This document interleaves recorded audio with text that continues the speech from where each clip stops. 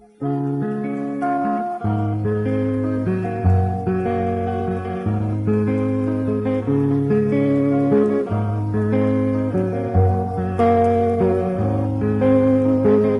sa kasubaan, luhoy sa kahanginan, kini nagagikan, tuburan sa malinaw.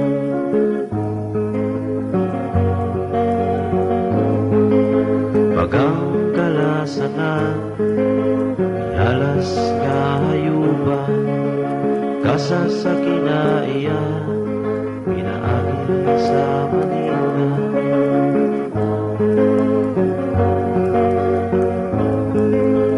Lunaw nga Pinoy ana, tabog sa kayutaan, napuna nga amo sa maayong kaumaw.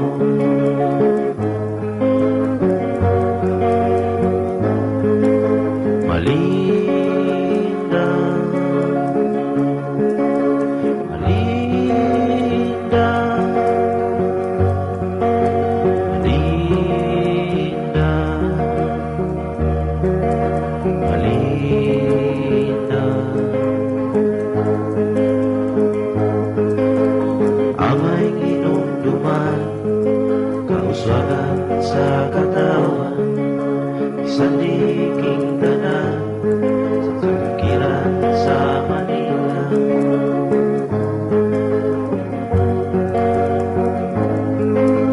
Mga katalagma, atong malikayan, atong bantayan, ang mahal ni sa Manila.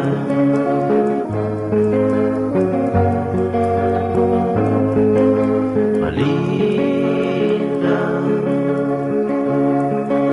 Malinda, Malinda, Malinda.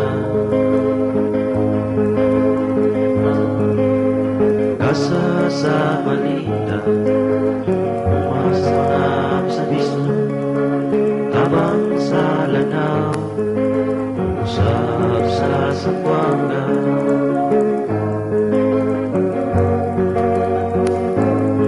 Kahiusan sa tanan, atong kikinahangan, usok sa mga dumaga, usok sa mga sumali.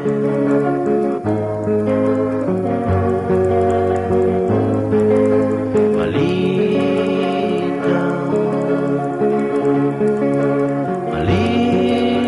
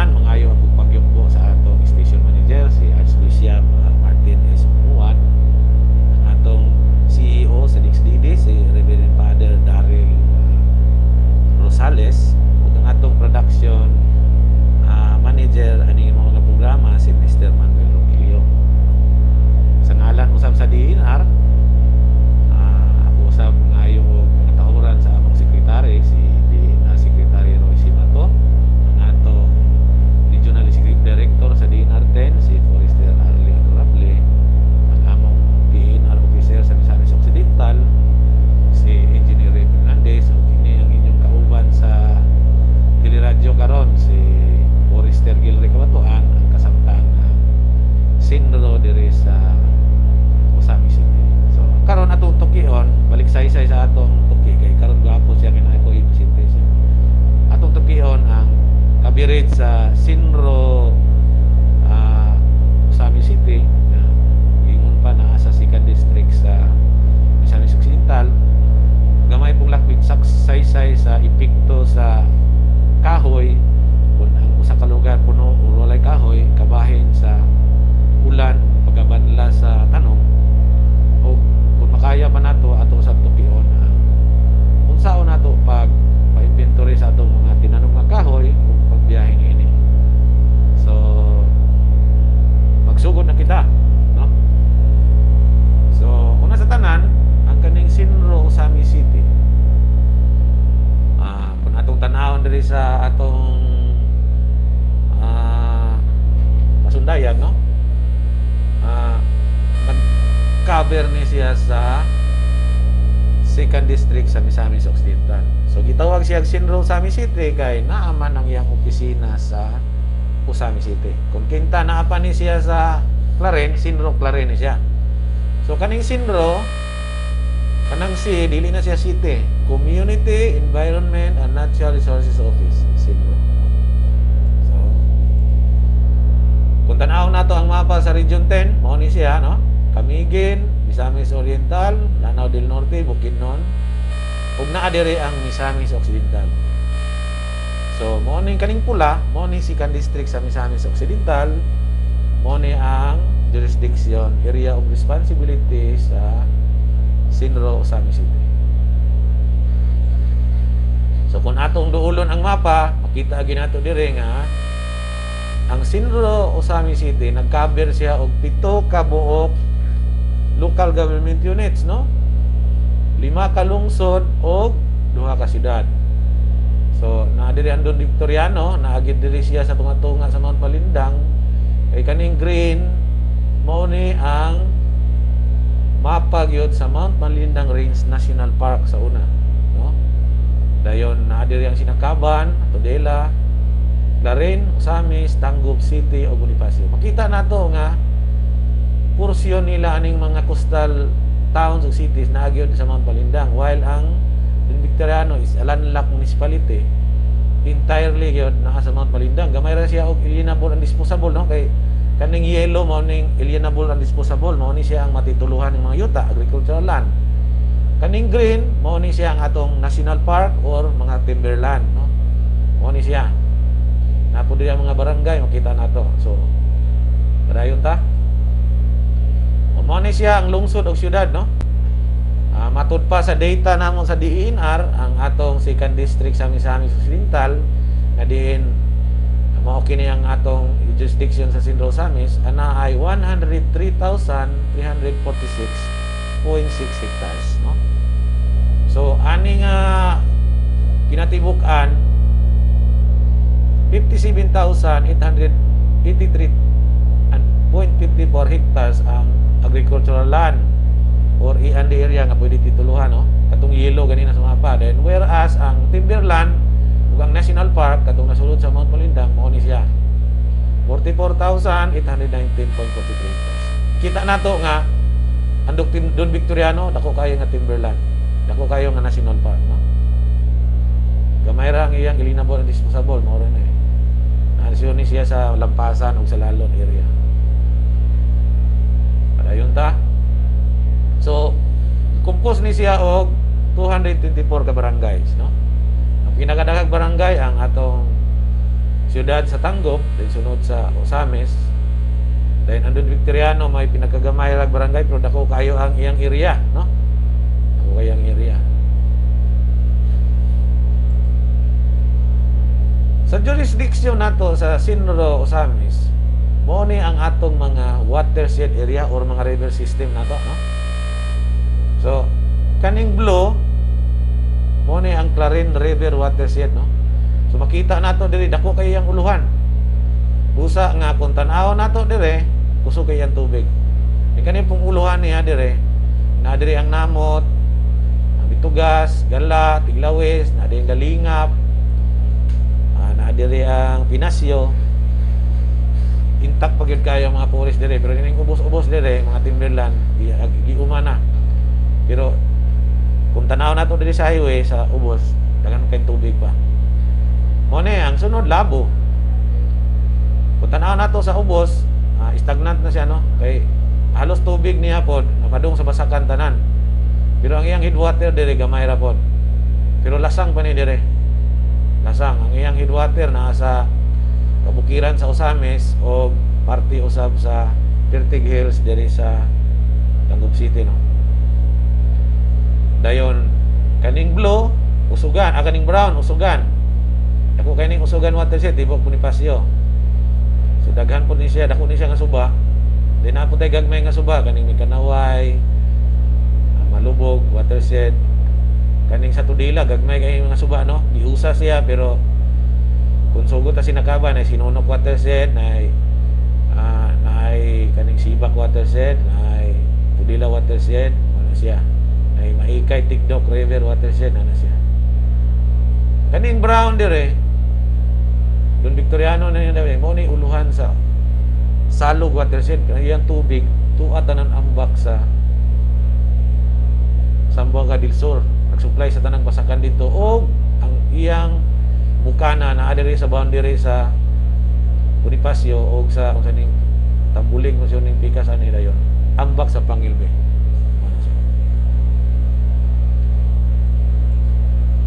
Mo ni ang atong mapa sa atong protected area. So mo ni ang Mount Malindang.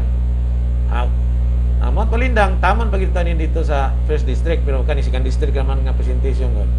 Kaning green mo gining Mount Malindang Range Natural Park. Dayon kaning itom diri nga boundary mo na ni ang demarcate. Kaning diri sa sulod mo ni ang atong strict protection zone or core zone, lasang pag ini. O kaning naa diri mo ni ang atong mga adjacent barangays na ilan sa Mount Malindang nga nasulod sa National Park, gitawag nag-buffer zone. Tanaw na Don Victoriano, ang tanan niyang barangay naagyod sulod. Ang isa gani naagi sulod na dire atong Lake Duminagat, no. Then isa napuntay kaning Malaubang Bagumbang dire nga protected area, no. Na dire kaning green ay green. Di na po tayo green dire kaning mga existing mangrove vegetation ni siya.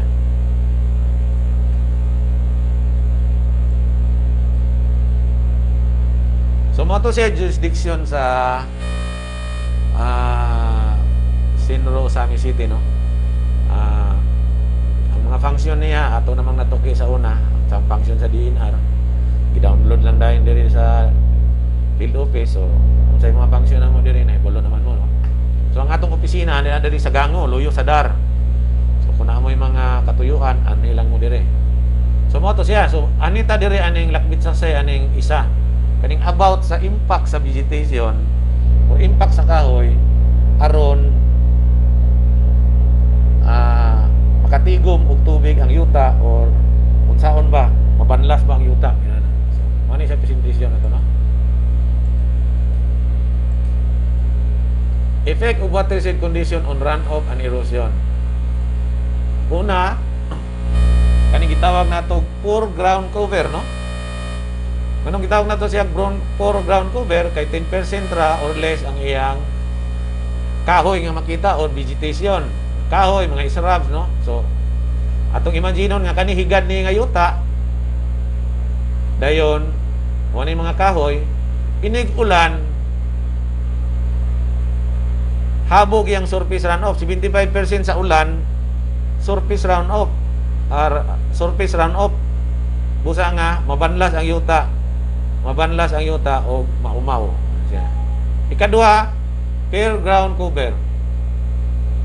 37% ground cover. So nanay kahoy ubay-ubay. So hinay-hinay na hinay pud iyang surface runoff. 14% of the rainfall maoy mo surface runoff. Ang uban masurup sa yuta. Kay mapugnan man ang impact.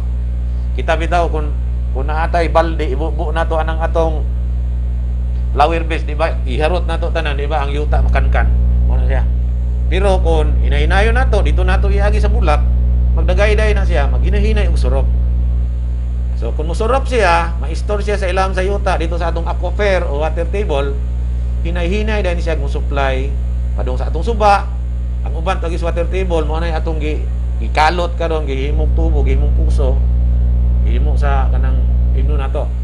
Ikatulo, kani yung good ground cover. Maayo na ay mga tanom, na mga kahoy. Usa nga inig ulan, matud pa 2% ra sa ulan ang mudahili sa yuta. Ang uban surop gyud tanan. 90%, more than 90% sa tubig masurop gyud sa yuta. Ano? Ang impact na sagang man sa mga dahon. Busa nga kung inani ang atong vegetation sa bukid, ang atong suba po dili gyud mamadaan. Kay bisag ting init, na may tubig sa ilalom nga gahinay-hinay ug dagayday. Ang atong mga tabay, ang atong mga tubo dili mamadaan kay tumiganane. So, ma-imagine na lang nato kung ang atong suba o atong mga sapa nganong namadaan, pangutanan ninyo ang kagalingon kon ang uluhan ba ni ani or ang daplin ba sa aning mga suba o sapa naabay mga tanom, or ang imabaw ba ani gidaro giunsa pag kan mag-agriculture iya ba mga anak usa nga kung mag-ulan lubog, no? So mani siya sunod natong istoryahan ang unsaon nato pag kaning parehistro sa atong tree plantation o pagbiyahe sa atong kahoy. Okay, padayon ta. Ani asab kita karon sa aning sige sumpay gyapon ni sa atong presentation karon, no? Pero lain na pud nga topic ang atong say sungdanan o guidelines nato aron ma-harvest nato, mabiyahe nato ang atong mga tinanom nga kahoy, no? So diri sa Misamis Occidental, pasalamaton tagdako nga daghan po nga atong mga farmers o mga landowners nga nag-venture gyud og tanom og kahoy. Sa pagkakaroon makita nato nga ilan ang naani ang ilang gihaguan sa miagi nga pipila ka tuig nga pagtanom. Nay mga yuta mangud nga atong nabantayan nga murag ipasagdan lang tagiya. Kung pwede ana ang taana kay napasagdan man kanang suri-suri kus bukid way gyud nga murag way tanom. Dapat ang tagiya na tamnan niya na din after 10 years balikan niya di ba nanay kahoy. Kay wa pa man si plano dahi anti karon, pwede tam na ganung atong kahoy. So putol tag na pulo ka kahoy kay nagsakit, putol tag na pubay na 20 ka kahoy kay nagkaslon o natay unsa ba fiesta or nay kasalugan na natay makuhaan kay mura po ni siya bangko, no? So kani mao ni siya. Hinaut nga masabtan po ninyo ang regulasyon sa DNR kay ang DNR mo ay ga-regulate gyud sa pag-harvest o pagbiyahe aning mga tinanom nga kahoy, mga product sa tinanom nga kahoy, no? So ang atong istorya na tinanom nga kahoy, no? So man siya prior to harvesting and cutting. So adisir pa nato harveston, adisir pa nato putlon ang kahoy. The private tree plantation shall be first inventoried and registered at the SINRO level. So ang inyong plantation bisag pila pa ng kakahoy diha inyo nang iparehistro sa DNR. Matud pa sa DNR Memorandum Circular ng 99-20. So kung sasakyanan pa na mga igsoon dito mo sa LTO, pero kay kahoy man diri mo parehistro sa DNR. Isiwan dahil nato ang tag-iya og Certificate of Tree Plantation Ownership. So unsay pandalon nga dokumento, titulo, tax declaration, o nga nagpamatuod nga ikaw tag-iya sa mong yuta, no? Nainot dire cut po and cutting clearance as an authority to cut and harvest mature trees. Kanang cutting clearance wala na siya ron. Kanina lang Certificate of Tree Plantation Ownership. Kung may isiyuhan kag Certificate of Tree Plantation Ownership, pwede na nimo putlon imong kahoy kay deregulated man siya, no? Di na kinakating clearance kay murag kanang Certificate of Tree Plantation Ownership mo na nay imong clearance. So ikadua, pag magputol kay naisiyuhan naman ka og Certificate of Tree Plantation Ownership sa imong kahoy nga gitunom sa pribado nga yuta, adisir nimo na ibiyahe moto sa ka sa opisina kay ipa-skill sana sa among kauban sa atong mga skiller aron isyuhan ka og SMF kaning self monitoring form. Mo ni siya ang certificate nga i-issue nimo aron ibiyahe nimo imong kahoy sa legitimate po nimo nga padulngan, no? So, inspection and skilling on basic plantities already transported and deposited at the mission compound and all so-called lumber yard shall not be allowed. Dapat dito gyud sa source. Kung naa dito sa example sa Kinuman Norte ang kahoy, dito gyud ang skilling. Di kay diri na nato skillon sa labo. Dili pa yun. So, ni-transport na ka. Illegal transport na ka. No? So, ang issue nato ana kanang self-monitoring form. And prior to the issuance of the self-monitoring form, malagi ni nga inventoryon sa among kauban, iskilon.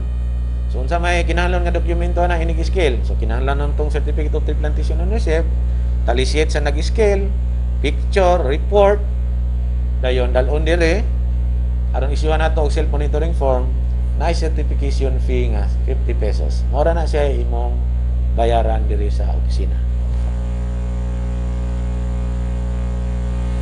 So, mo ni ubang requirement, no? Kung kinta kahoy matong istorya, no? So, kung ang kahoy manggani gikan na sulod sa buffer zone sa Mount Talindang atong natuki sa una, kinahanglan po ta og pananghid sa Protected Area Management Board aron ang atong Protected Area Office ka-issue og certification. So, taas ni siya nga proseso, no? Kay ang mo approve ra ba ani ang atong PAMB chairman, ang atong regional executive director, no? Kung ang kahoy nimo makanang sama ng lansunis, prutas ba? Mangga, nangka, kinahanglan kag certification sa agriculture. Nga nagpamatuod nga kanang kahoy dili na siya ang ngayan nga wala na siya nag-serve sa iyang purpose as an agricultural sa iyang agricultural aspect kay ngano kaning kahoy man duha may aspeto. Ang kahoy amo sa DNR. Pero ayang prutas sa agriculture. So, kinahanglan tag certification sa agriculture nga nagtingon dito nga wala na siya nag-serve sa iyang purpose sa iyang pagka-agriculture sa agricultural nga aspect. So, wala na ba siya? Non-fruit bearing trees na ba siya? Or tigulang na siya? Dili na siya mo prutas? Or ginana? No?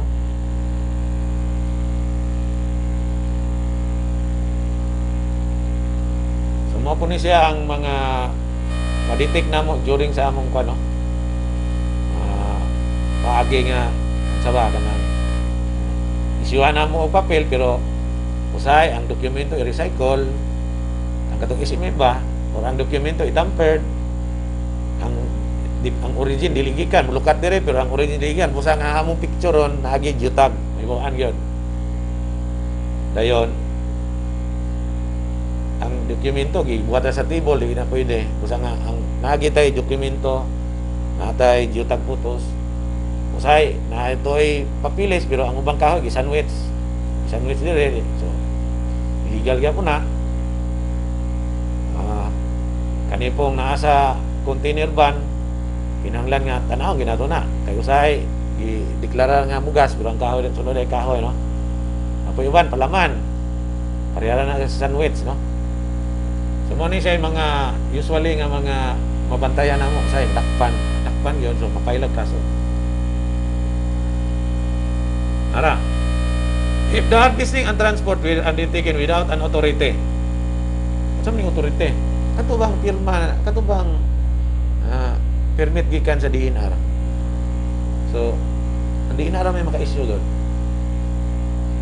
so it constitute violation of Section 68 of PD 705 as amended mo Section 69 na nilang kay amendment siya unsa man ni siya kani Section 68 sa Presidential Decree 705 nga kani pong 705 sunod sa bado ato ni siyang tukion kay daghan na yung nga dakpan diri sa among jurisdiction at authority ano siya the authority to cut gather collect or remove timber another forest product or forest or land or timber from alienable and disposable area or private land, no? Maybe in the form of any license agreement or permit issued by the DNR Secretary or by his duly authorized representative. At this moment, kung planted trees, Ang issue nato katong self monitoring form, ang upirma ato ako kay ako duly authorized representative sa Dina Secretary Sinro diri sa Sinro Santos. Oh, kung kinta wala tong authority atong tukion sunod ang violation nga nahimo. So mabutang na siya katong section 68 bitaw. Ato tong tukion sunod Sabado, taas man to siya aron mahibalo mo nga bisag usa ra ka kahoy. Nagitay sa laon nahimo ana kung kinta walay authority nga nakuha ninyo gikan sa DNR. So hinaton ta nga ani nga panahon na inyong nasabtan ang among i-discuss karon. Magpasalamat mig dako gayod ni Archbishop Martin A. Sumuad sa panahon nga yang gihatag kanamo. Kada Sabado magkita kita nga alas 5:30 hangtod sa alas 6. Ingon mausab si Padre Daryl Rosales, no, ang CEO sa DixDD, ang atong production manager sa mao nga ani nga segment si Mr. Manuel Ronquillo sa ilang panahon o sa ilang pagtugod kanamo nga makasalmot niya ani nga sa DixDD nga programa, no. So sa ngalan sa among Dina Secretary si Roy Simato, ug sa among RED Regional Executive Director si Forester Arlie Adorable, sa among Pinro si Pedro Ray Fernandez, kini ang inyong ubos nga alagad Forester Gallery Kabatuan. Kita ta sa sunod na pod nga higayon. May buntag natong tanan ug happy weekend. Suba sa kabukiran namugna, suba sa kalasa nga nagagikan,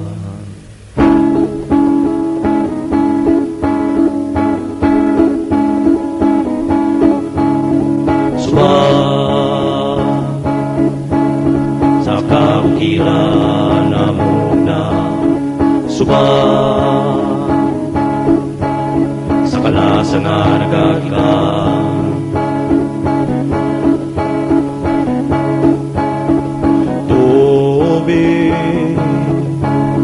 kinabuhi gikan sa suba, tubig kinabuhi sa katawan, usa bantayan ang kalasangan, usa bantayan ang kalasangan, sampingan ang kalasangan, sampingan ang kalasangan, suba sa kabukiran namugna, suba sa kalasangan nagagikan, sampingan